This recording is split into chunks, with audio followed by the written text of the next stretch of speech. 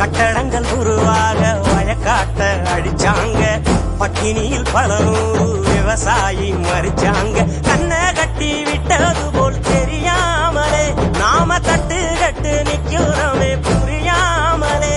விவசாயம் மட்டும் இல்ல என்ன உயிரேதுடா உலகேதுடா.